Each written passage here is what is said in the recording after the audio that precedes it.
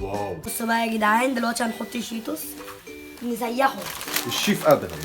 بصوا بس انا هعمل ايه وربنا هتتابعوني. ثانيه نجيب معلقه عشان احنا غبيين قوي كده. بس شكلها تطلع حلوه، لو طلعت حلوه هاكل معاك يا ادهم.